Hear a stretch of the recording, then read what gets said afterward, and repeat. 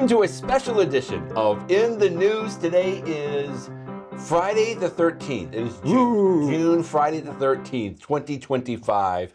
I'm Brett Burney from Apps and Law. I'm Jeff Richardson from iPhone JD, and I'm also from my law firm here, where we are both sitting together. Level up. I'm so happy this is like in a professional recording studio. We're together, so we're able to talk about this in ways that we've never been able to, or we don't usually get to even though we talk every week. Yeah. So exciting, Jeff. And what Thanks I'd love for to do is hosting us. spend the next 2 hours talking about all the New Orleans places you've been eating. Is there anything else going on this week we should talk about? Maybe we'll save the restaurant scene. People are like, well, what are you doing in New Orleans? I'm like, pretty much I eat.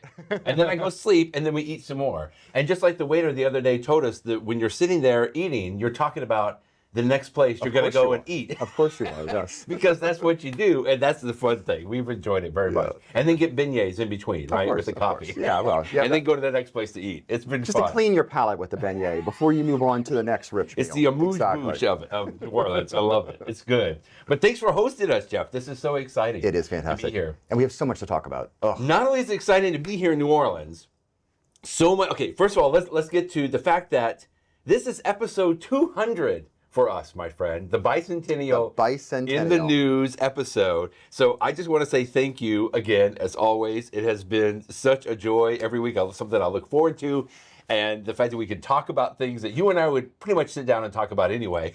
It's just we have an excuse to be able to do it in sort of a more formal way, but it's just been a blast, and I want 200 more. Exactly. But congratulations, 200 That's been episodes. fantastic. And it's been great fun. Do you know which post number that you're on for In the News posts now? Somewhere in the 700s or something like that. I was going to guess. It's been a while. I always say, 781, there you I think. Go. Is that right? 781, You put it, I look in the URL of your iPhoneJD.com. Exactly, yes. And I can see you are 781 posts. So we've got a little bit of catching up to do. Yeah. But don't stop, because we base this every week a lot on your In the News posts on iPhoneJD.com. And keep going, man. And this week, iPhoneJD.com was all about WWDC. Because this is the other big news. This is the big Apple announcement. I mean, it's fun when Apple comes out with the new iPhones in the fall, because everybody loves their iPhones and it's fun to see what the new devices are. But this is the real big one. Even though the conference is for developers, this is when Apple previews the next version of their operating systems. Yeah. And every single one of them got huge updates.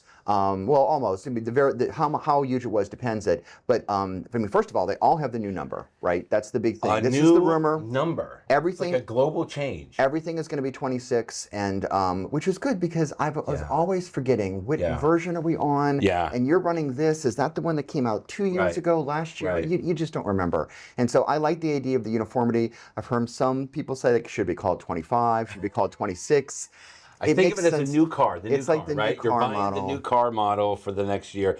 But, even regardless, I mean, they could have called it, chipmunks. It doesn't really matter. The fact that it's all called the same thing, to your point earlier. That's going to be nice. Because people, there was macOS. I think we were on macOS 15. We were on iOS 18. The watchOS was 11. The Vision Pro was 2. The Vision Pro goes from 2 to 26. It's just so confusing when you're trying to talk to somebody that, isn't as nerdy as we are talking about this all the time. And it's like, what version are you on now? And I can't remember. I'd have to go look it up every time. Yeah. And, it's like, can you even get the new version of whatever the OS is going to be? What model phone? Anyway, it's just nice that it's going to be all in the same name, and we don't have to, kind of calculate. I have one more thought about the number, though, is that I do wonder if they're going to keep things like the iPhone and the iPad. Will that move them over, too? Because I could totally see this fall the next iPhone being called the iPhone 26 that runs iOS 26. I mean, I haven't heard any rumors of this, but that it would make sense, because I do like the new numbering system. So, but enough about the number. I mean, the big change across every device is liquid glass, right? Liquid glass. What a fun name. Yeah. And a funky name at the same time. Like, what kind of liquid? Like, is glass liquid? I'm trying to think, like, are you spilling something on the glass? I don't like to get water or anything liquid on my iPhone, but now it's being incorporated into the operating system. All the jokes aside, I'm really excited about it. Anytime that there's like a big major difference, like we remember the first days of the iPhone with the, I mean, at the time, it was amazing, the skeuomorphism, like, or whatever, however that word goes. But like the notebook looked like a notebook. And I remember it was yellow legal pages. And it was just weird how that was so new and at the time, but we look back on that now, we're thinking, what were we thinking? Like, that's ridiculous now. I actually think that's an interesting point to bring up, though, because early iPhones, and to a certain degree the iPad too, people were still getting used to them. You know, people were moving from flip phones to an iPhone, and the idea with the skeuomorphism is it was something that was familiar. And so if you know, this would look like, you know, the notepad sort of looked like this yellow notepad that you might use in real life, and you would have wood finish. But I think we're past that. People are comfortable with their devices. Absolutely. We don't need to look like an object in the real world. And so it brings to this idea that, you know, you were sort of joking around about liquid glass. What is that? But I think it makes sense that we're now in a world where Apple doesn't have to mimic something in the real world. Absolutely. They can be inspired by the real world, inspired by glass, inspired by liquid, but use something that's just completely perfect for a digital device. And those two words, you know, the glass part is the fact that it's see-through, which looks interesting, but it's got a functional aspect of it too. And the perfect example is you're scrolling through a website on your iPhone. You know, the iPhone screen is, even if you have a larger one like I do, the Max version, it's only so big. You want to see as much website as possible. And so when you're scrolling with the liquid glass interface, buttons and stuff, they either go away completely, or if they pop up, they're small and you can see through them. Or if you're using the Photos app, you see as much as possible of what's underneath, which I like. But it's not just glass, because, you know, glass is obviously, you know, can't, you know, is hard. You want something that can flow around and change sizes, because you want it to go from a bigger menu to a smaller menu to go around completely. We've seen this for the last year or two with the very top. If you've got the modern iPhones, that has the what's it called at the top, the status area up there, the island, the island that will sort of change shapes to make two things or one thing. So we've seen early versions of that, but this sort of brings it to the next stage. And one of the things that I thought was interesting, one of the interviews I linked to this week, it was the Tom's Guide interview of Apple executive Federighi, is that they were inspired by the Vision Pro. I've got my Vision Pro to the side here. Because when Apple came out with the Vision Pro interface, they needed something that you need to be able to see a menu, you know, or see an app. But because it's augmented reality, you want to see the real world too. See through it. And so they like, you know, you don't want to completely block things. So they were working on the Vision Pro interface, and they said, we want to have as much possible see-through.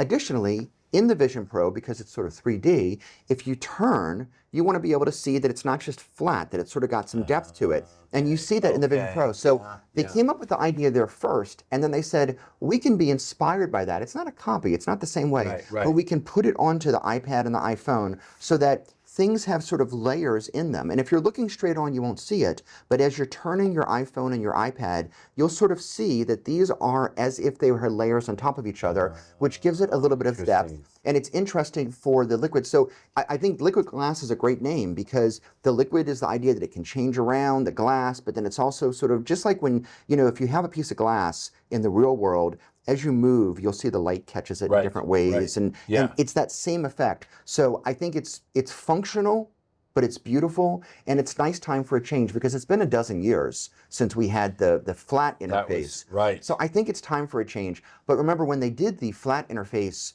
that was iOS 7, right?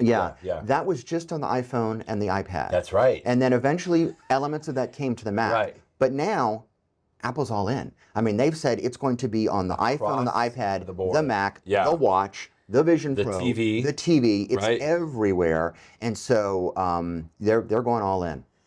The fact that you were talking, we heard people talking about the Vision OS was inspiring, like sort of the new way everything was going to look, and I had some doubts about that, and I'm like, how is that going to be? But what you just explained there, and other people have kind of shown, is you're right. Like, it's glass in the sense that with that Vision OS you have to see through. Now, I feel like in order to understand this fully on the phone, you have to see it in action. So you and I have seen many videos already this week where people have, you know, gotten a hold of the developers beta, and they've gone through and looked. I think I even just was watching Marques Brownlee, where he was showing, like, to your point, like if I go into my Safari browser right now on the iPhone, there is, I don't know, what, about a sixth or an eighth of the screen at the very bottom that's taken up now that I can't see through. Now, when I scroll up, it kind of goes away and hides. But what he was showing, what Marques was showing, is that that's now going to be a floating, almost like a glass-like object on top. And as you go through,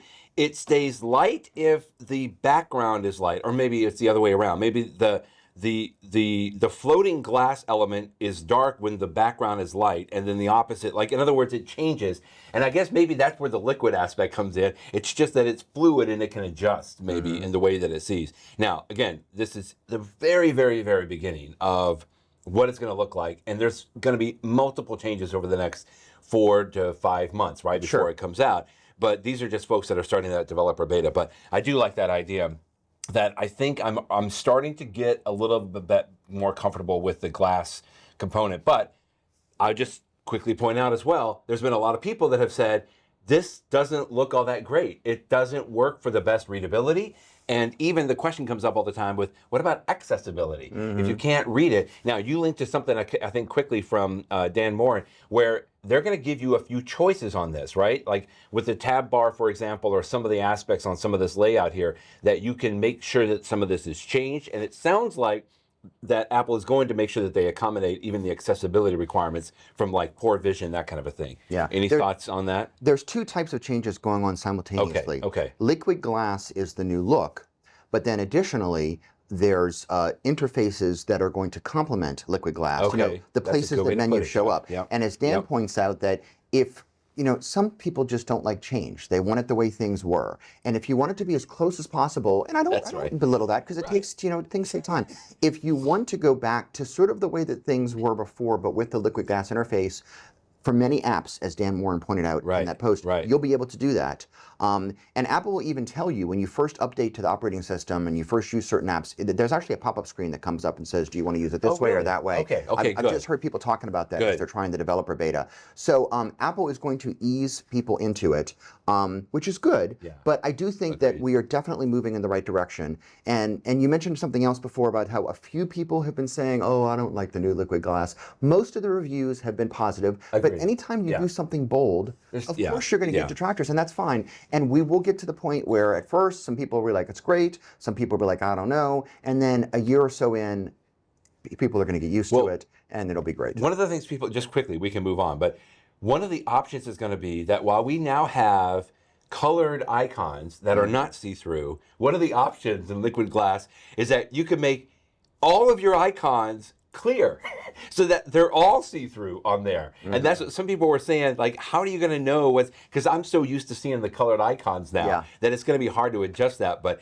I feel like, again, some of that is just, we got to wait to see exactly what happens. Very early stages of developer beta, but we'll see how that goes. It just shows that people like to customize things. And if you've got a really cool background image and you just want to have see-through icons, we already have the option right now that you can turn on or off the titles underneath the apps. Because many people are like, I know where my apps are. I don't need to see the words under it. And so likewise, if you just want to have a bold look for your iPhone, maybe not for me, but for some people, sure. Yeah, that's great. Yeah, here, you posted earlier this week. That's a good picture, Tuesday. Why lawyers will love iOS 26 and iPadOS, which you always do right after this, which is great. But here's the screenshot. You put in a screenshot here to show exactly what I'm talking about. Whereas on the far right there, that's what we're all used to. The middle is sort of, I think you can get some of that today with iOS 18, right? You can sort of tint your icons. Dark mode, and they'll go dark mode. But on the far left is like that clear. Like, I don't even know what that means, to be honest with you, Jeff. Like, I can read. I have to have the language, the words underneath it in order to be able to see it there. Yeah.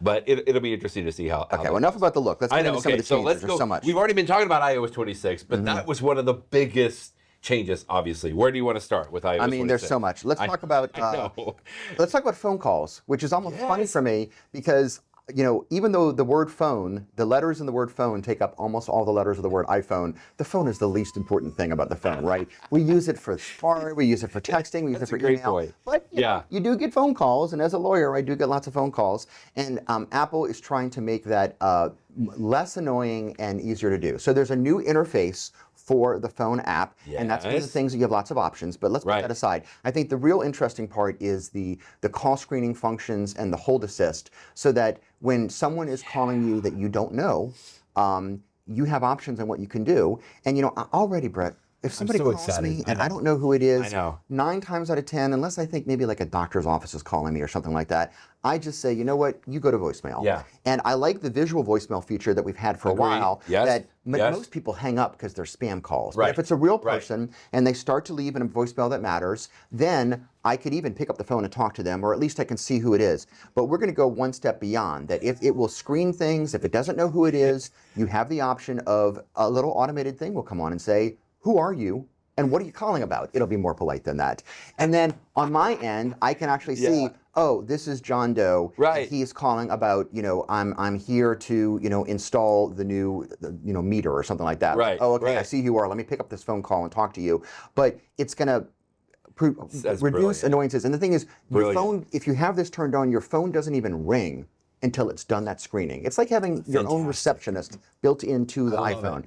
And then the other thing that I love is the hold assist. Yes. Because we've all done that before. You're changing something with your cable bill or the phone or the airline or whatever, and you're on hold forever, and it's aggravating, and it's like, am I going to hold my phone up and wait? So your iPhone detects that you're on hold, and it says, you know what, you go do your stuff. I'll take this one for you.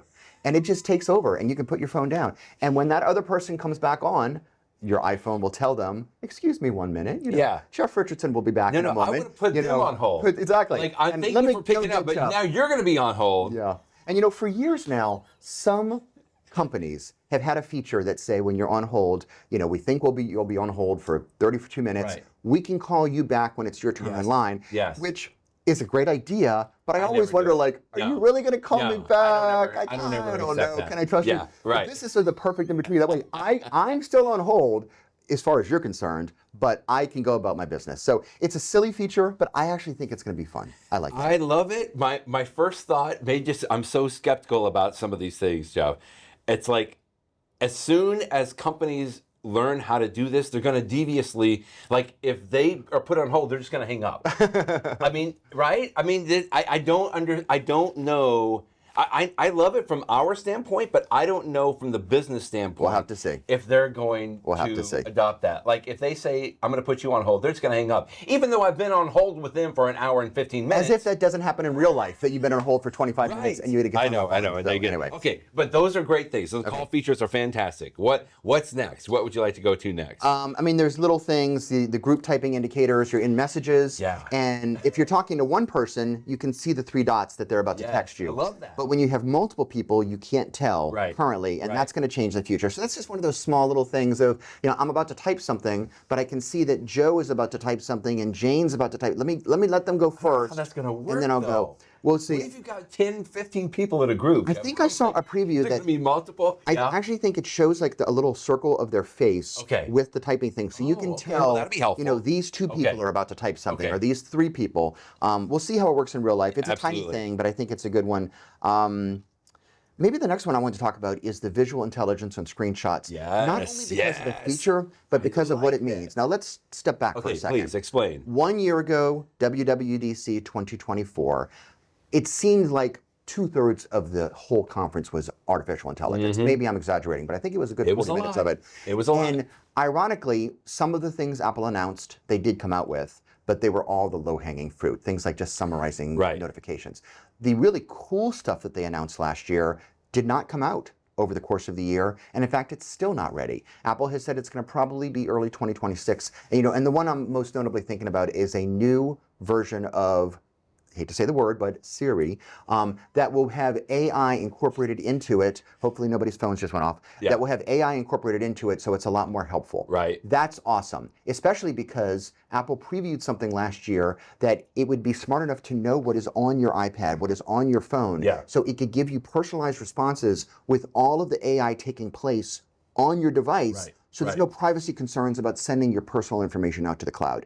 That's not ready yet. And so because they have a little bit of a black eye from last year, I was curious, how much is Apple going to talk about AI in this conference, in the keynote? And to their credit, they started with it. He acknowledged it. And they start up front. They say, look, this is the elephant in the room. Right. We're going to talk about it quickly. They talked about a few things, but then they went on. But what I noticed, and this is what brings it into this feature, Apple is not treating AI like it's AI for the sake of AI. Yeah. You know, you think of like ChatGPT. Yeah. It's a question bot. You go there. Yeah. You're specifically in there. What they're saying You is specifically have to go there. you go there. And Jaws and Craig have been on record on this interview you put. Like it's something else you have to go to. Like I'm sitting there thinking, oh well, I want to research that. I have to go to ChatGPT.com. I have to go to the chatbot and interact with that separately than whatever I was doing. Yeah, and I understand that. I mean, here at my own law firm, we are about to adopt this new AI tool that will allow us to take, you know, documents and briefs and throw it into that interface. It's all secure and ask questions. I mean, there is something to be said for that. But what interests me even more is when you take AI and you just bring it into everyday life. And so things like, we'll talk about the translation in a second as an example of it, or this one here. We all know, you know, taking screenshots is something most people are comfortable with, that, you know, you hold down the buttons on the side, you take a picture of what's on your screen. Maybe I want to send that picture to you in a text message. Or maybe I want to save it in my photos because there's something on my screen. I just want to save this so I don't have to go back to the web page in the future. I've just saved it. But now you'll still have all those options at the top to save it to your photos or to send it. But at the bottom, you will have these options to look at what's in the picture. And it will use many of the things actually use ChatGPT, which is currently excellent on this. And so it can be something silly like, hey, I love that blazer that you're wearing right now, Brett. I would love to buy one so that I can be your twin. You can say, where can I purchase one just like that? Or if there is some text on the screen, you know, maybe you took a picture of a sign that talks about a concert date. It will say, oh, there's a concert at this date at this time. Do you want me to make a calendar entry out of that? And it will do all of these intelligent things. And it's great. And what I like about it is it's purposeful. A year or two ago, Microsoft announced a feature and then pulled it back where, I forget what it was called, Reflection like that. They were going to pay attention to everything going on your Windows computer at all times. And then you could always like, oh, I've been watching everything you've been doing. And so I can answer questions about it. In theory, that sounds interesting. In practice, oh my goodness, that's creepy. You know, it's like, do I really want you? No, thank you. I mean, I know you theoretically can see what I'm doing because you are my computer, but it's creepy. And so this is purposeful. You know, you take that screenshot and you're the one that decides, I want you to take a look at this and see if you can help me with it. And yes, it uses AI, but it's the AI is in the background, and Apple has example of this is really what I want for the future, because AI is going to be transformative. We're at the beginning. I feel like it's, I mean, when the first iPhone came out, and most of us were still using flip phones or early versions of smartphones. You know, very few people had those initial iPhones. But we could see the future was coming. Absolutely. It was going to be, and now everybody has an iPhone. And this is where we are with AI. It's still baby steps. The stuff we have is very cool, but we are going to get to the point where it's everywhere, underneath everything. And you can go to a chatbot like ChatGPT if you want to, but it's just part of making your every life better. And this is what Apple announced. This is the big thing for me they announced this week, is that they're just using it behind the scenes. There are several areas where AI was absolutely acknowledged to be part of this. But one thing quickly I just want to point out, and to your point even that we're on the very beginning of this, one of the things that Apple did announce for the developers in the crowd was the fact that they could have access to the Apple Intelligence tools on the actual device. And so as an app developer, I'm not pointing to me because I don't develop apps, but if you were an app developer, the fact that you could access that now, the fact that Apple is opening that up, that to me just says, wow, this is the cusp. I mean, I can imagine this entire week the developers have been just going nuts about that. Because if they can have access to some of that information, they can start incorporating that into the apps that are their own apps as opposed to the Apple apps. This was my favorite AI announcement this week. Oh, good. And let me tell you why. I already have a few apps because developers have started to do it. Like I'll give you an example, PDF Expert, which is from Redo. That's my app on my iPad that I use for all my PDF files. It has a feature right now that's AI that I can say, you know, I have as an attorney, I have like a 100-page document. And somewhere in here, they talk about some type of clause. I can say, I just want you to use the AI and give it a second. It runs through the AI. And now I know everything about the document. I know everything about this contract. And I can ask questions. What does the contract do in this type of circumstance? And it's much more complicated than a find feature. It just looks for specific words. It understands concepts. And it can say, well, you know, clause 2.2 would do this, but also don't forget that clause 3.6 might address it because of this. And you're like, oh, it's sort of a helpful thing. Even if it's really cool. But the way that PDF Expert does that is they take your document, they send it off to the cloud, I mean, I trust them, but it's OpenAI, it's, you know, those sorts of things. And they have to pay for that. And because they have to pay for it, you only get it if you have the paid version. Full Plus, professional version. there's, for some of these apps, there's a limit to how many questions you can ask. Right. It's an okay limit, but it's still a limit. What Apple is saying is, hey, developers, just use our on-device AI. Number one, it's free. Now, it may not be quite as sophisticated for now as, you know, ChatGPT type OpenAI stuff, but it's good enough for these types of questions. And it stays on device. It's private. So I don't have to worry about, you know, maybe the contract, maybe this is a draft of the contract, Brett. Maybe I'm not ready to send it to the other side yet.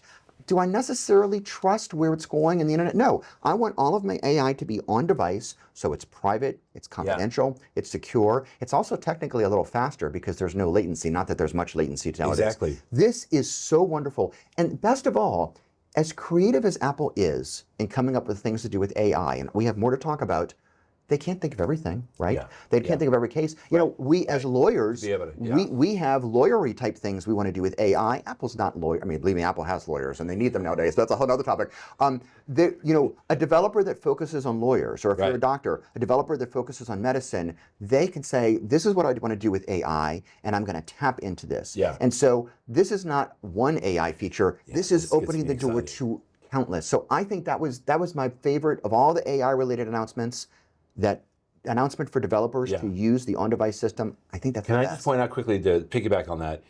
I think that the iPhones are the best devices situated to be able to handle this kind of thing because of that neural engine that's been on these. I mean, I know we've been talking about this for a long time, and everybody's a little exasperated that it's taken so long for Apple to kind of, you know, get up to speed on some of this.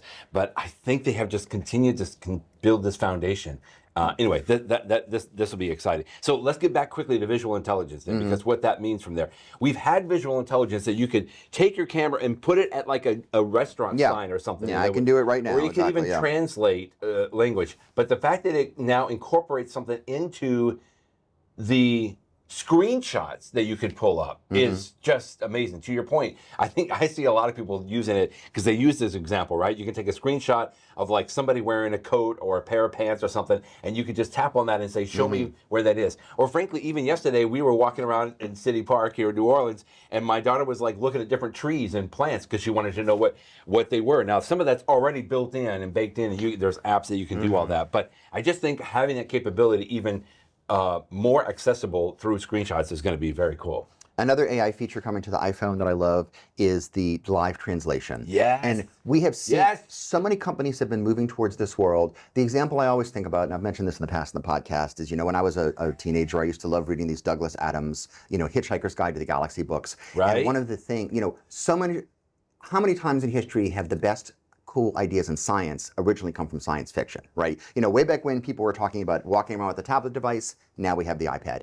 Way back when in the Douglas Adams movies, and he would talk about this thing called a babblefish, which was actually an animal. He's like, you would put it in your ear, and the fish would know every language. And so when you're going to the alien worlds, they might be speaking alien language X, and the fish would translate it. But the idea is that you can talk with people with other languages, and it's all being translated live. We've been moving towards there for a while. It's coming. Google's had some cool stuff to do, but now Apple's going to have it. So they're going to use this on-device AI, so it's totally private. It's not sending your conversations anywhere else. And so if I'm texting with you and you speak French or German or Spanish or Chinese, that's okay because I can just say yes to turn the feature on, and every text I send to you will be translated. And when you write back to me, it'll be translated so we can have our conversation, you know, in text messages. Plus, it can also work with a phone call. And they showed off this fun example where this girl is talking to maybe her grandmother. Her French grandmother, that's right. And she's helping her with the recipe. And the grandmother is speaking French, and she can hear the French words. And as soon as she pauses, it then speaks in, you know, the language in English, so like in real time, and the other person doesn't even have to have an iPhone for this. It is doing the translations. You know, we've been, you know, I'm sure you've traveled internationally before, and you're trying to make a reservation on the phone, and like, I have no idea what they're saying. I think we're going to dinner at 7 o'clock tonight, but I have no idea. This could help with all of that stuff, and it just brings us all closer. One thing that they haven't done, and I see you have this in our show notes, you said, but not AirPods. It makes so much sense. for this to be built That will into be a AirPods. battlefish in your ear. Here's my It's gotta theory. come. I think it's purposeful that Apple did not announce the AirPods. Really? Here's what I think. There's a rumor that they're coming out with the next version of the AirPods this fall. I like that So when they rumor. have the iPhone, they'll have the new AirPods. Yeah. And if I was a betting man, It's got to be on. I'm It's saying gotta- the next version of the AirPods was Pro hoping for that. is going to have something so that as I'm listening, I will be talking to, Manuel, and he'll be speaking Spanish, and I'll be speaking English, How and great it will would that happen be? live. This is coming. Is it coming in 2025 or 2026? I don't know, but I mark my word. There better be it new is AirPods coming. Pro this Because year. this is That's- what you can wow. do with having on-device AI, Right. and I'm here for it. I'm excited. Yeah, and just quickly, I want to mention that because people get excited about like, oh, it's the new keynote from Apple, but this is the WWDC, so it's more of the focus on the things we're talking about now with like the operating systems. They didn't announce a new watch, they didn't announce a new iPad, they didn't announce new AirPods Pro, but those are typically announcements reserved for the fall. This is where the audience here is for developers. So I just want to point that out to folks because I know that that's something a lot of people, even my son was like, oh man, I want a new Apple Watch. I'm like, they're not going to talk about that right now. Like this is going to be the operating system on there. Let's get a few more fun things please, on I know. iPhone before we move on to the next platform. I love this feature in Apple Music called Auto Mix, which is just Auto fun. Mix. And what I this saw that. is, we all have been in like a club with a DJ that like they seamlessly move from one song to the next, and there's no gaps in songs. They just they know when do you transition from the first song to the next.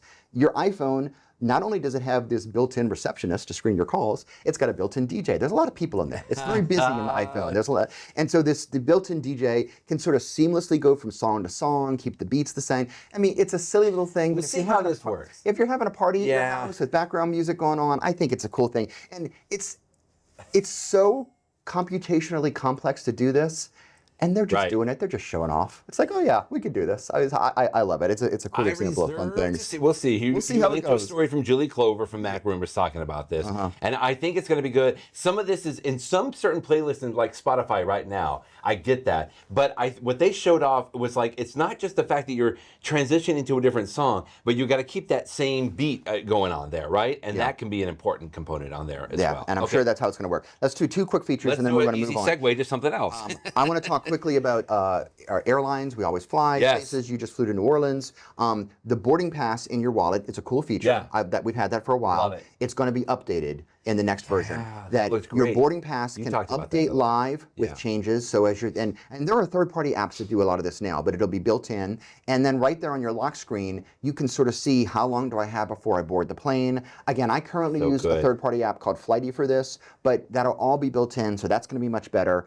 That's really cool. And I also want to talk, and this is sort of a transition thing, spatial scenes. So for a long time, we took a photo and it was just a photo. Yeah. And then a couple of years ago, Apple said, well, let's take a tiny bit of video with the photo. Yeah. And so if you want, I mean, we have this now. You hold down your finger on the picture and you see like the 5 seconds of video. And I think of it as like the Harry Potter feature because it's like the pictures are moving and stuff. Right. And it's sort of cool. Sometimes you go back to a memory and you're like, oh, that's really neat.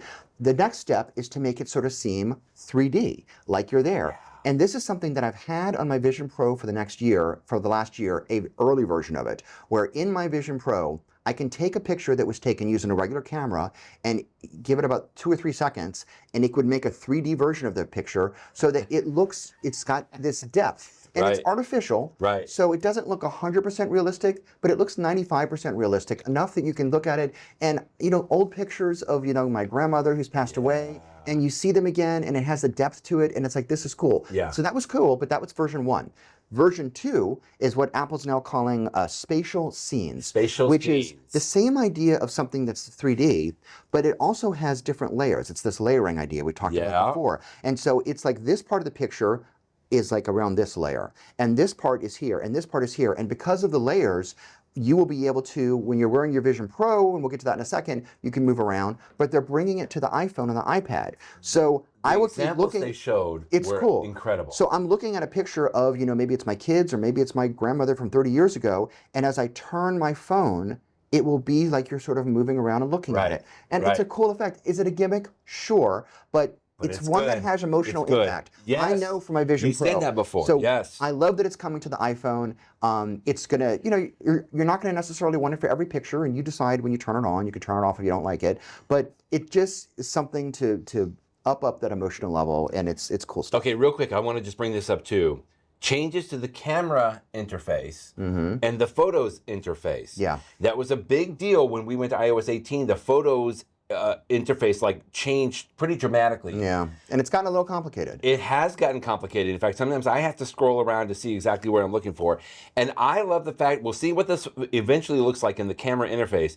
But I hate when I go to the camera, I have to like, do I want a video, or a photo, and I have to swipe back and forth. Yeah. There's going to be a simplified button at the bottom. I love it. Right? Okay, well, so all of the features will still be available from what I've heard so far. It's just you gotta, it may not be as intuitive. Somebody was saying to actually find those, you have to like swipe up in the middle of the screen or something like that. But I love the idea that I can just jump in and tap photo or video immediately and go right to what I need. Because that's what you want. I mean, when you pick up your phone, that's the binary choice you face. Am I taking a picture? Am I taking a video? Right. All the other stuff, am I doing a panorama or a space? You know, that it's still there. If you scroll from side to side, that will show up. But the main thing that you want to know when you jump into the camera app is just that question. And so they bring you right there. I think it's a great development. I can't wait to have it in real life. Good. All right, we're only 45 minutes in, and we've only talked about the iPhone. Let's get moving. Well, okay, let's talk about CarPlay, yes. which is technically part of iPhone. It's part of iOS, that's right. It connects to your CarPlay thing. It's going to have the new interface.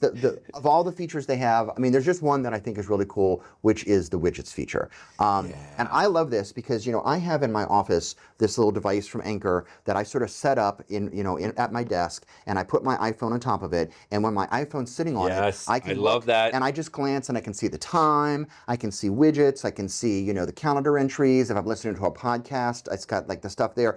I love that that standby feature that you can use when your phone is connected to MagSafe. Agreed. That those same widgets are now going to work in CarPlay, and I think it's literally the same widgets, which means like they already work today. Yeah. Like they even if you're running a beta, they already will work. And so it just gives you a whole lot more options in your car, which is great because unlike the iPhone, where there are bajillions of apps, when it comes to CarPlay, there's a decent number of apps, but they're all curated, and you have to go through an approval process. Yeah. And so a lot of developers don't have an app for the car, but they may have a widget for standby, and so they'll suddenly come in. And so if you want to have a widget of, you know, when is the rain coming next, or you know, how far, it could be live activities too, you know, how far away, I'm driving to the airport to pick up my wife, how far is her plane from landing? That could be a widget. That's all just sort of shows up there, and you can decide. So good. And so as I understand it, you're gonna have like 3 different interfaces. You'll have the main interface in CarPlay, you swipe and you'll have the widgets, and you swipe again, and then you'll have the individual apps. So that's gonna be cool. There's other features in CarPlay too, but that was the big one. One of the most important CarPlay features that we can't overlook is that it's coming to F1 racing cars now. That's how they started off the whole thing. Craig Federighi racing around Apple Loop. I thought it was great. I loved it. And he took his helmet off, and of course he's got the Craig Feeder, you know, Air Force One going on there. And then he was racing a golf cart around Cupertino, a little bit after that, right? Anyway, I just had to point that out. Like those are fun videos, even at the beginning. Hey, since we're talking about F1, we should mention this is an iPhone thing. Yeah. But you know, the big F1 movie comes out in like 2 or 3 weeks. But they have a trailer that you can watch, no big deal. But what is a big deal is when you watch the trailer on your iPhone, it uses the haptic engine in it. It was so cool. So, I mean, as the cars are revving up, your iPhone is actually shaking. Totally gimmicky. Totally fun. I thought it was great. I'm there for it. It adds to the video. It's a fun thing. Hopefully we see more of this. I had no interest in seeing a movie about F1 racing before any of this. But I got to tell you now, this week, I'm like, I can't wait for this movie to come out. I will say, I want to go see this. The initial reviews have been good. Like I saw one review. I'm excited. There was a woman who says, I know nothing about car racing or F1, but it was a great movie. So I'm like, okay, well, that's good to know. If you can give me a haptic trailer, I'm there. That's good. Okay, how about watchOS? Let's move on to the watch. Yes. Not a ton of changes on the watch. Yeah. But let's just hit some highlights. Liquid glass is coming to it. Liquid glass is coming. The one that I've seen mixed reviews on is Workout Buddy. So I've heard both Jason Snell, Dan Moren, many have like, I don't want this at all. And the other people are like, I want it. Jeff Richardson, I'm here to say, I do want it. Because the thing is, I try to, use my treadmill and stay active, and I like that as you're walking around or running, whatever, you can get information on your watch of like how far am I into it, what's my heart rate, Right. but I have to actually look at my watch and see it, and I don't want to trip and fall on my treadmill, whatever. So I love the idea of having it just speak to me and tell me those things in the Workout Buddy. It's going to be more of this on-device AI. Now, technically, this is an Apple Watch feature, but I think all the processing work is coming on your iPhone, which is going through your watch to you. But it's encouraging, and I know it's gamification. Things like the circles on my Apple Watch. Does anybody care that I got my closed circles today? Nobody but me. I might sometimes brag to you. I care. Thank you for pretending like you care if I send you something. I know you really don't care. But I care, and I like just sort of, helping me to give encouragement. And so having a little workout buddy, someone that's going to talk in my ear as I'm running, you just got the, 1 mile down, 16 to go, whatever it is. I like that. It is I think it's going to be good. But it helps. Yes, it does. Because and to me, this is just the next stage or an out of stage access of what Apple Fitness already does. Because I love running with like Scott. Coach Scott is like the treadmill coach. Or Coach Emily is one of the other treadmill coaches. And as you're watching that, they're doing a lot of the same thing, but now it's just separated, I think, from an actual Apple Fitness workout. But it was funny, we were listening to that, and they were talking about the workout buddy. You and I were texting each other, and I'm like, wait, that's Coach Emily. Like, I recognize the voice, even though it's supposed to be AI generated. But they did say it was based on the actual coaches. Yeah, the actual coaches in the Apple and the Fitness Plus program, they digitized their voices for this. I'll tell you a little Coach Emily story. Yes. She can be encouraging. I was listening to Coach Emily years ago. Is when you're on the treadmill, I was on the treadmill, and she's like, push it harder, and I did. And that was when I went so fast on my treadmill that I ended up splitting my Achilles tendon. You know how I had a cast like 2 years ago? I blame Coach Emily because she encouraged me to go faster. I went a little too fast. I was in a cast. It was not good. Okay. So I have a love-hate relationship with Coach Emily right now. She's a little too encouraging. You need a different workout buddy. I need a workout buddy that's a little more tame. Okay. Maybe don't go too fast, Jeff. Let's not break anything. Okay. But anyway, that's my Coach Emily story. Wrist flick gesture. This is cool. That was the other thing. Because sometimes I will be, working or using your hands. I'm in the kitchen, and I love the fact that things can come up on it. But sometimes, like, okay, I'm done with that. I just want to go back to the screen. But or I need to just say it's okay. But I can't tap away. Because I have something, I'm going to do? I'm embarrassed. I'm sure you do. Everyone does this. We don't like to say it. I use my nose sometimes, like tap with my nose. I know that's stupid. It's like a finger. It's like a finger. It works. So, but what you'll be able to do with the next version of watchOS 26 is just flick. And flick to go away. Oh, that's so I think it's going to be great. That's really cool. Okay, good. One last thing I'll say about the watch is they have the smart widgets on the watch, which can come up if you scroll from the bottom. They'll come up, and different widgets come up depending upon what you're doing. Now, in 26, right on your watch screen, at the very bottom, there'll be a little indicator if there's something that we think we might want, whether it's a weather alert, Okay, and so you'll just be able to tap that and go to the widget. It'll just surface it a little bit more. I like that. So, anything else big you want to talk about on the watch? Good. Let's move on. I mean, that's good. Okay. Speaking of quick, we can just very quickly say tvOS.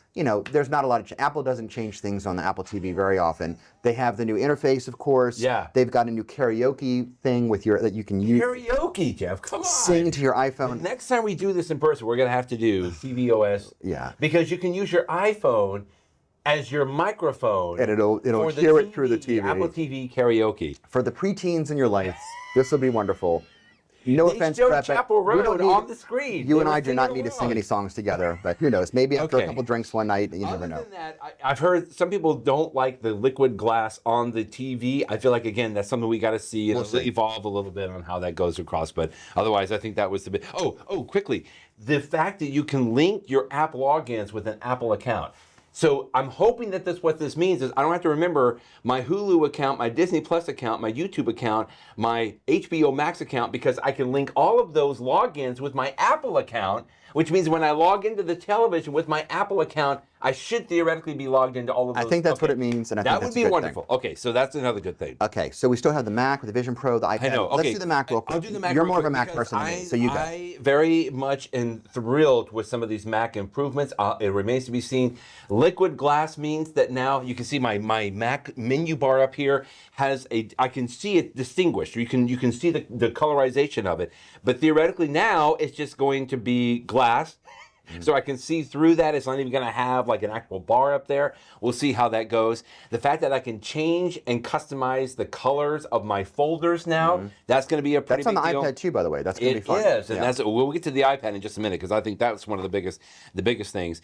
Continuity updates. I already like the fact that I can access my iPhone now from my Mac. I know that sounds a little crazy and weird, but what I can't see is I can't see if there's any live updates on my iPhone in my Mac, and they're bringing that now. I love this continuity idea across so many things going on. That's going to be good. Things like this, Brett. I hate the fact that we use PCs at my law firm. I know.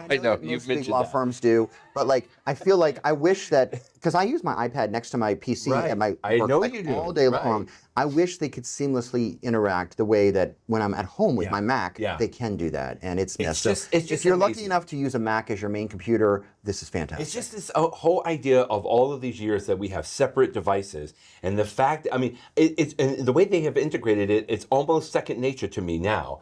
That like I love having that capability, and even with I've got my iPhone, my Mac, and my iPad right here, and frankly, I can use my Mac cursor to go over to my iPad. I mean, just even that, and I love that. The last thing quickly on the Mac. Spotlight update. So Spotlight is the search capability that started on the Mac. It's on the iPad and the iPhone, of course. I use it all the time as really an app launcher. So I can just do Command Space, brings up the Spotlight, and you can do some of this too, even in Windows, right? It's like that full searching capability. You can search for a file, but I use it a way to launch an app. So I'll type in password to launch one password. But the fact that they're even incorporating like a clipboard history tool, that's amazing. I use a separate app altogether for that right now. Now, some people will say this is going to Sherlock some of the other apps like Alfred and some of the other tools that have been, these taskbar launches for a long time. But I guess I'm not upset about that. I'm just interested to see how that's going to look. And on that Spotlight thing, you can even do Command Space to bring it up real quick. Yeah. And then you can type, I don't remember the codes, but like if you type like, this might not literally be right, but like DE for draft email. I don't think those letters are correct, but you can type one or two letters and then type something, and it will perform a command. Almost like a shortcut. It's like a shortcut. These, it used to require third-party apps, and of course those third-party apps will still exist and they'll be more sophisticated. Yeah. But it brings some of the power. And again, if you're not a power user and you're not going to use this, it doesn't get in your way. Right. But if you want to go there, it's going to be much more sophisticated. I hope that we get some of that on the iPad as well. But that's really cool. So some neat things. Last two things, but they're big. Well, let's go to the visionOS. Okay. I did the Mac, you do visionOS, because there was some we've already talked about how that alone, you've been saying this for a while. I'm going to give you credit, Jeff. Like just the way the interface and the interactions with the visionOS, we can now see are almost dribbling down. Even the visionOS has just been around for a year. Yeah. But we see now that has started to influence the way that the rest of the Apple ecosystem is going to work. Yeah. I'm pretty excited about that. Yeah. But that's just on sort of a comprehensive level. Let's dig a little deeper. Big changes to visionOS, and it would make sense that this is true. Think back to the iPhone. The iPhone comes out in 2007, and a year later they come out with this little thing called the App Store, which of course changes everything. In the early days of any technology, there's so much room for growth, and that's where we are with the Vision Pro right now. And so we currently have Vision Pro 2, we're moving into 26, all sorts of cool things you can do. And before I talk about specifics, let me just say that yes, I'll be able to use these on my Vision Pro, but I know that very few people own a Vision Pro right now. But the ones that do love them, what we're really doing is getting towards a future that when they have the next version of a Vision device, that hopefully at one point is the size of my glasses, we'll already have the software. It's just a matter of getting the hardware there. And so one of the things about the Vision Pro now is when I'm using the Vision Pro, I can have a window in front of me. I can have one over here, one over there. I just downloaded an app the other day that I'm forgetting the name of it, but it's like a little widget app. And when I'm sitting on my couch, it just sits on my side, and I have like the time and my battery life and stuff like that in it, which is great. But the problem is I shut down my Vision Pro and turn it on again. It's gone. Yeah. So I got to go put it in that place again. Right. And so one of the changes is you'll be able to take a window or a widget or whatever it is, and you'll say, this right here, I want you to put it on my wall, and keep it on my wall. And so as you, I mean, I don't walk around my house with the Vision Pro that much, but if I were, like I have a clock on the wall and it just stays on the wall. Or this big wall that has nothing on it, I'm gonna put a window that has this cool beach scene in it that's 3D, so that when I walk by, it's as if I have a cool window. But just the idea, or even window placement, I want this window here, and then I can take things down and go in again, and they're right where I put them. So that's gonna be useful, and it's definitely, I mean, it's gonna be useful today, but it's definitely a step towards a world where we move around a lot more wearing our augmented reality devices, which is really cool. So I like that. There's only one new environment. The environments are the places that you can sort of close off the outside world and pretend like you're on the moon or at the beach. Or they have Jupiter a new one now. that you're on Jupiter, and it's Jupiter, whatever. But what's interesting about it is it's a much more there's a lot more video in it. You could, like, things going on in the world in the universe, and you can control the speed. It means we're moving from these immersive environments being something more or less static. Like the beach environment right now is beautiful, and the trees do sway, and the water does ripple, but there's not a ton going on in it. The Jupiter shows that there'll be more. Yeah, it is serene. More is coming in the future.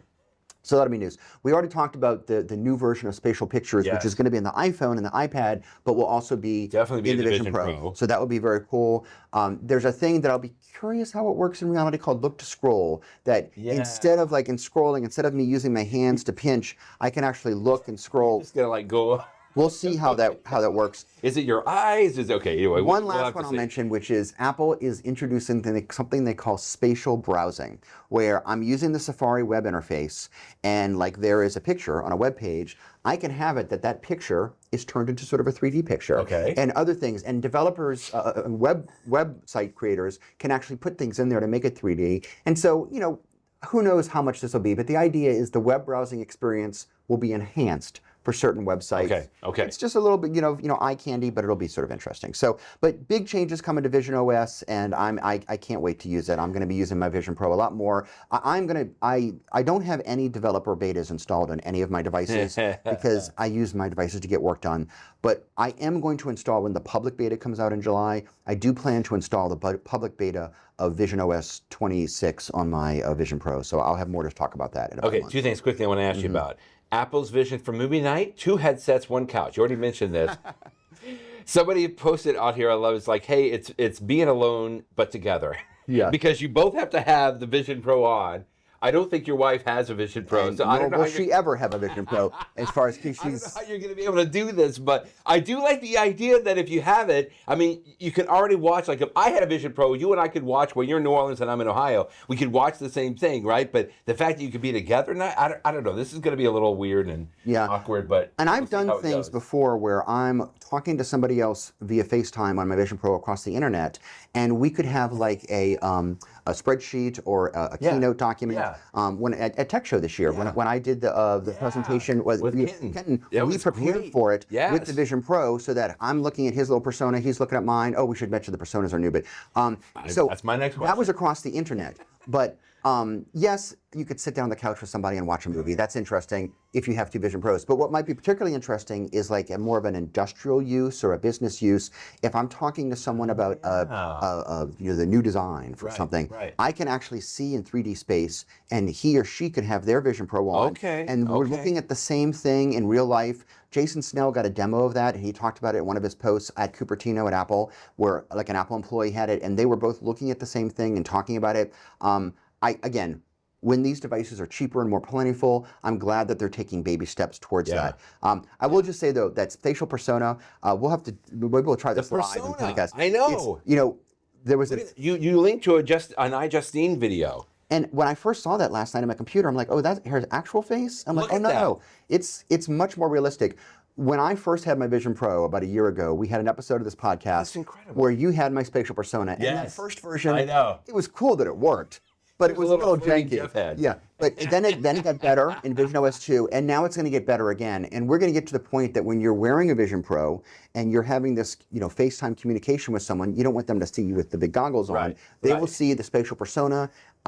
It's going to look very realistic and nice. So that is nice. Okay, so good. Okay. So that was it. Enough on the Vision. That's it for Vision. The biggest announcements. We've saved the best for last. This came down to the iPad. So fantastic. Amazing. I'm excited. Although I don't even want to call it an iPad anymore. It is now the new Mac laptop. Yeah. Is what it's coming to. Okay. but I digress a little bit. Let's back up. I have a bias towards this because, some people just use their iPad to watch movies. That's fine. Nothing wrong with that. It's great for looking at pictures really big. But if you use your iPad to get work done, which I do, there's always been sort of a limit of like, I wish I could just do this. I could totally do it on a computer, right, but I can't do it on my iPad. And for years, it seems like Apple has been sort of saying to themselves, don't go too far. That's the iPad. This is the computer. And now somebody at Apple sort of says, hey, buddy, it's fine. Just let it do whatever it wants to do. And so now, in so many different ways, they have pulled back the restraints, which makes sense because my iPad has this M4 processor. This is as fast of a processor as it can get. Totally, better than computers. Right. Now let's take advantage of it. So a simple way to do it is window placement. Apple has tried a million different Windows things over the years that first, you had to have full screen. We had scroll over. Then you can have split view, but that's it. And then you can have them on top of each other, but this one's got to stay here. If I went a little bit higher, no, it can't. It's got to be right here. That's your limitations. That's your place. Take it and like it. But now, just like we've been doing on computers since 1984. You can put the window wherever you want, and you can get perfect placement. Wherever. And it's much more full featured. Plus, sometimes I'm using a program on the computer. This happens. It's like I'm using Microsoft Word. I need to do something like, where is this? What do? You go to your menus and you look around. Like, let me look on the edit view. Oh, that's where this command is. Right. Now we can have that on the iPad too. We actually have menu commands that you can go File, Edit, View, and you can go down and you can pick the different thing that you want. Why not? Makes perfect sense. We even have the close, the little close boxes. So many things that have been part of a computer forever are coming to the iPad so that you can multitask, you can get work done. Simple things like on the iPad, I've had the ability to edit a movie in Final Cut Pro on my iPad, and I've done this. I've had like beach vacations where I take some cool videos and then I want to make a little movie and show it to the family at night on, where we have connect to an Apple TV and everybody's having dinner at the beach and I show a little video from the day. But to export that video, that takes a little time, right? And it used to be if I get out of the app, the whole thing dies. Right. But now Apple has said we'll have background tasks. Again, we've had background tasks since what? System 7, a long time. We've had background tasks, or certainly System 10. And so it comes to the iPad. Things like audio recording. That I know that not many people are podcasters, but we are. If you wanted to use an iPad to record a podcast, it had such simplistic audio capabilities that you couldn't do it. But now you can. You can control where you can record the audio from, how it's saved. You can save local copies of video, all these cool things. And again, each individual feature is only going to be used by certain people, but you put it together and it's Apple saying, we're fine with the iPad having these things that were typically reserved for the computer, and I am here for it. I am so excited about it, Jeff, but it feels so awkward to me because I remember so vividly when the iPad was introduced.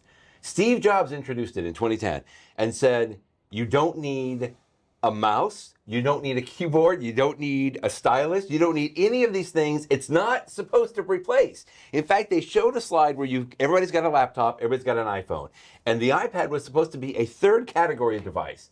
And that's the way Apple introduced it.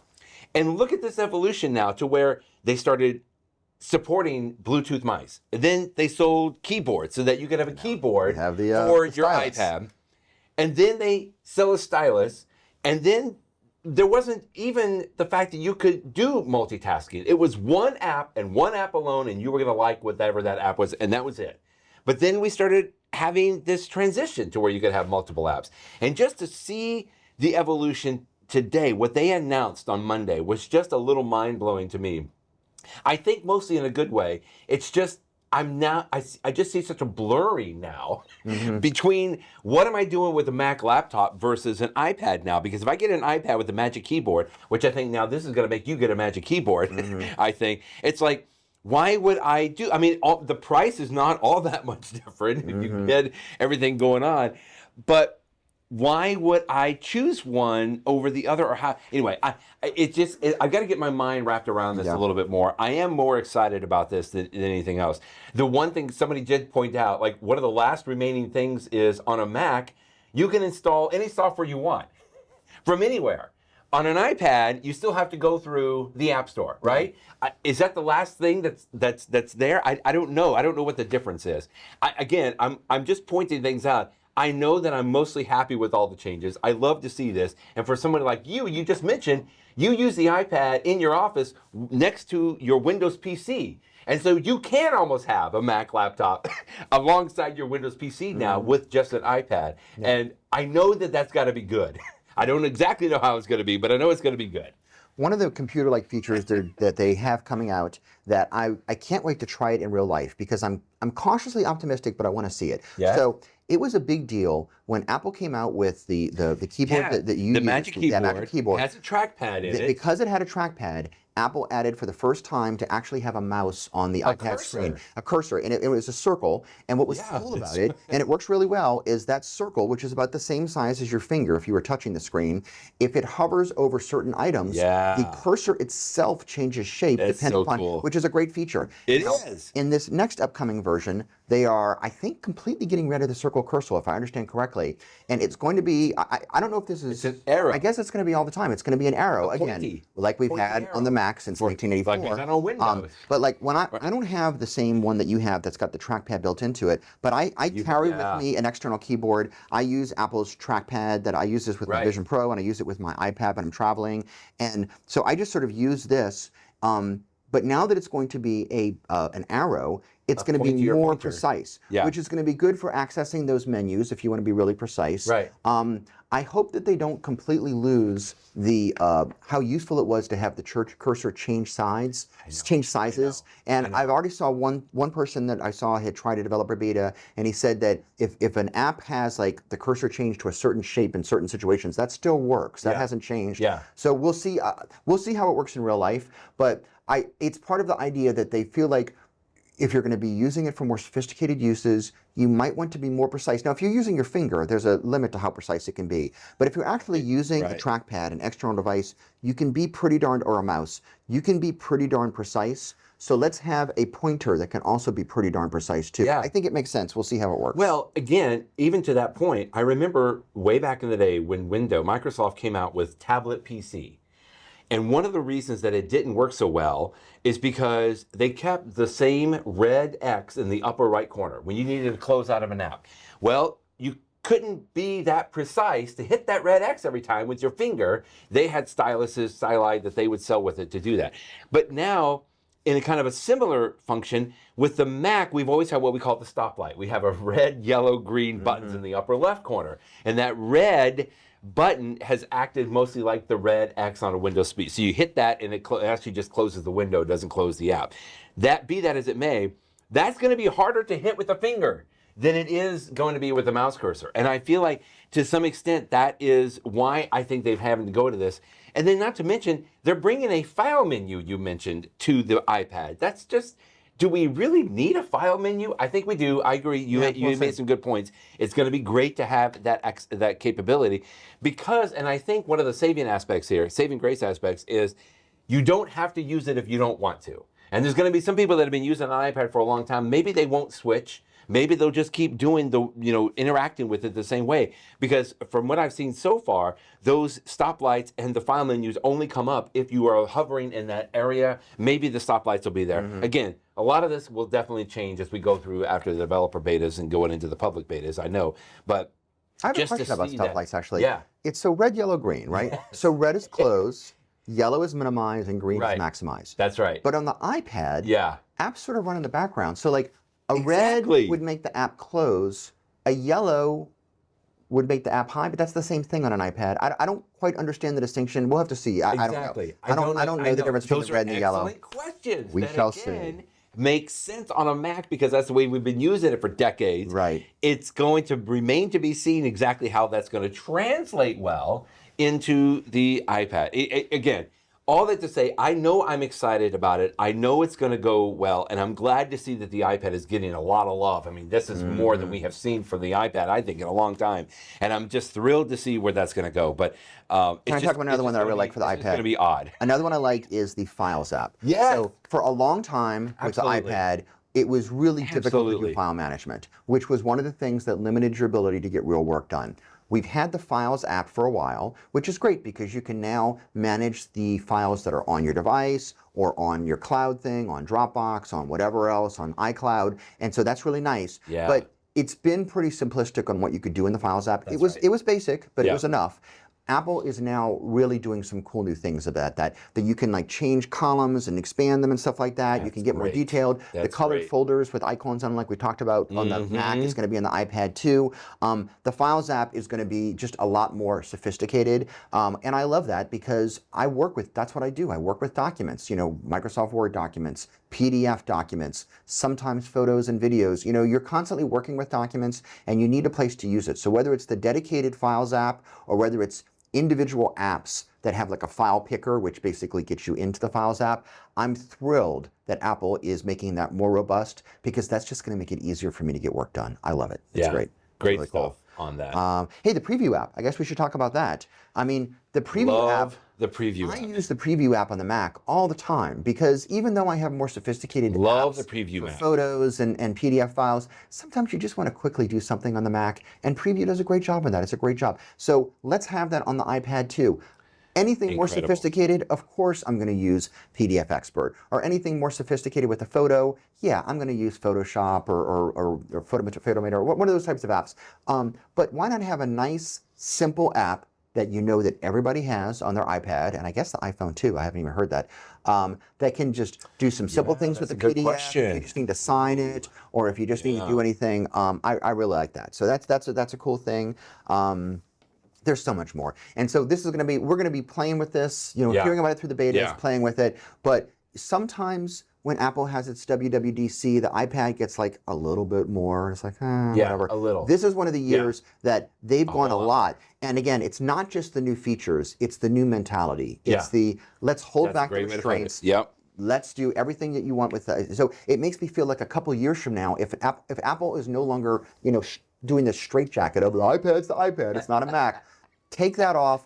Be powerful. It's nothing but upside. Okay, quick speculation. Some people have said if the iPad is getting some of these fantastic evolving features, are we setting up for a larger iPad, a better iPad this year, a more powerful iPad? I mean, I've even seen the craziness of a foldable iPad, so that maybe be that size, Jeff, but then you can unfold the iPad to twice the size of the screen.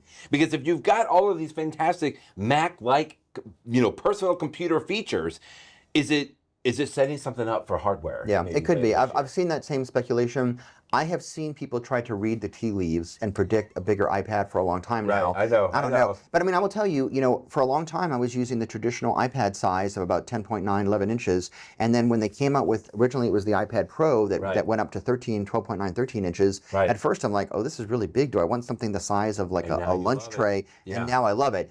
Right now, something even bigger seems too big to me. Like I wouldn't even fit it in my brief. I don't know about that.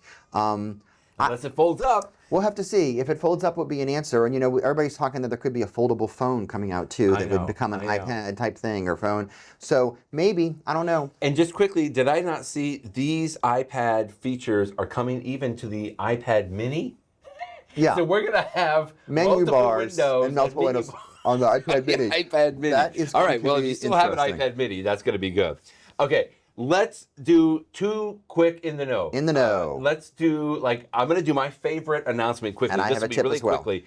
One of the things that, anytime we have a WWDC announcement, Craig, Federighi, or whoever on the stage will, like, harp on the major announcements, and then at the very end, before they segue to something else, they have what like people call the bento box. It's like a slide of all the things that they didn't cover, but they're coming. One of them apparently, and it stays on screen for about a second. So like you have to screenshot it. I got to screenshot it. I sent it to you because I am ready. When they have that, I take those screenshots on there. One of the things apparently they didn't talk about. This is real quick, and I am so thrilled about this. How about being able to customize the time of the snooze on your iPhone's alarm clock? Apparently this is going to come right now. It's always been, so if you have an alarm in your iPhone right now, it is set to 9 minutes. And apparently there's some reason back from the mechanical days, way before the iPhone, why alarm clocks have 9 minutes as their snooze time.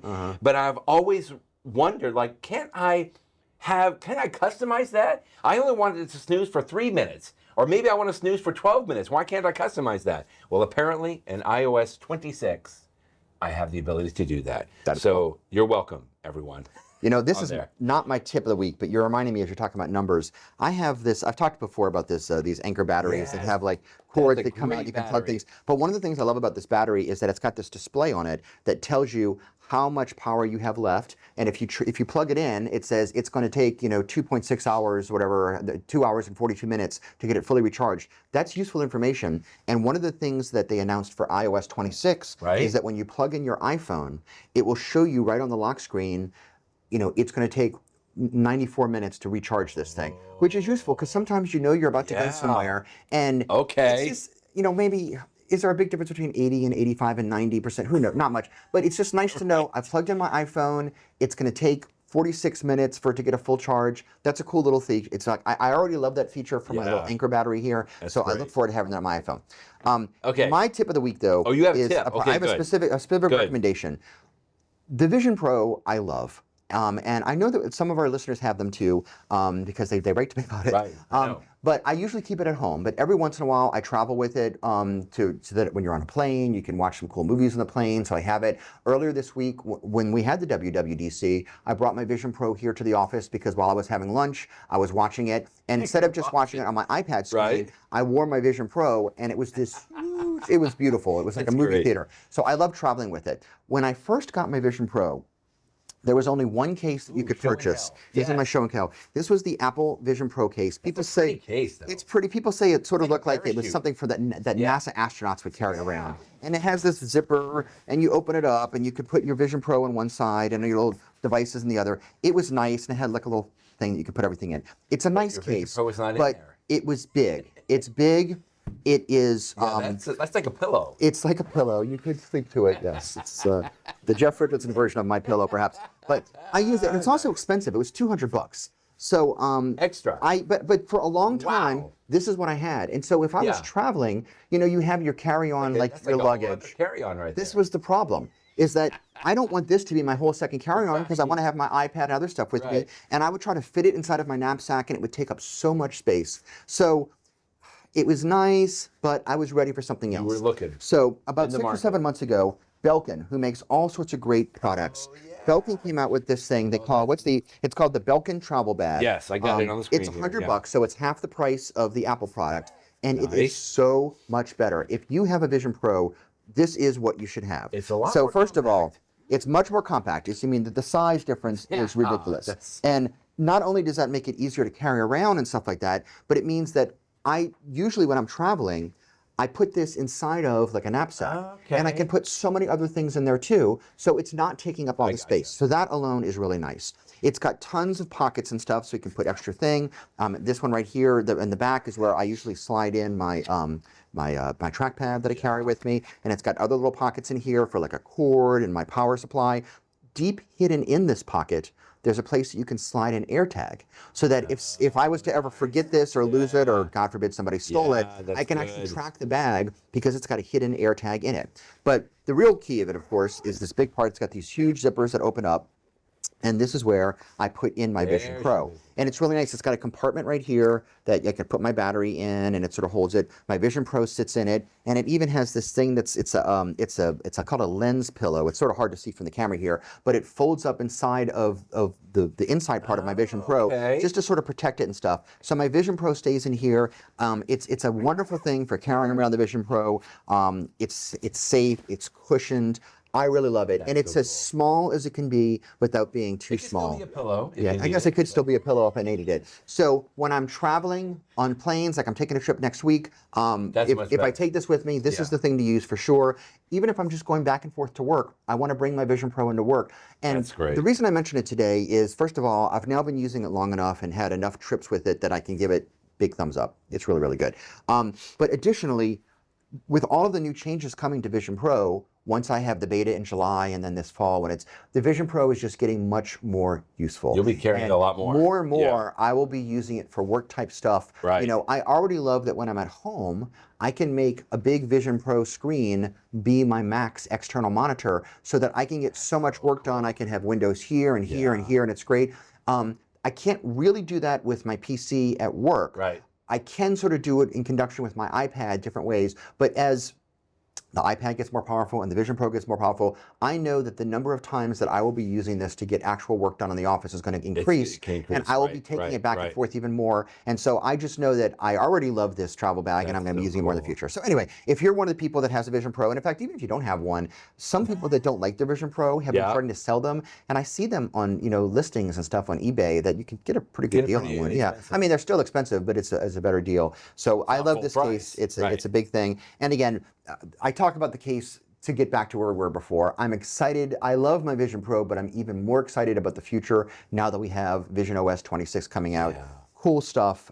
It's going to be fantastic. Well, this has been fun. I knew we were just going to be able to sit and geek out on all of the things. And I'm looking at our outline, Brett. We've skipped a ton because there's so much to talk about. I know. And we're going to be talking about it for months. There's just so much. You know, we don't need to go too deep into this, but some people have said like there is so much here. Was Apple trying to get away from addressing more deeply like anything on Apple Intelligence by just kind of bombarding us with all of these really I could see both ways, I guess, a little bit, but I have to say they did a really good job on Monday. I mean, it was better than I was expecting, to be honest with you. Yeah. And I thought that they just did a good job in, even if we don't have everything Apple Intelligence, and we referenced a couple of those interviews with Craig Federighi and Jaws Wiak, that, I think they've done a good job of at least putting out the story. Like, they're not ready yet. They're still working on it. They want it to be quality in what they're doing. Mm-hmm. But in the meantime, I'm thrilled that we have a lot of these fantastic, iOS 26 features and functions that we're going to be talking about probably over the next 3 months, which is going to be good. That's awesome. Going for the next 200. Exactly. Congratulations again, Jeff. This is great. I love continuing to do this, and thanks for hosting us here today. And Diego, thank you for taking care of us on the technology side. And we'll talk with you next week, Jeff. Thanks, Brett. Bye-bye, everybody.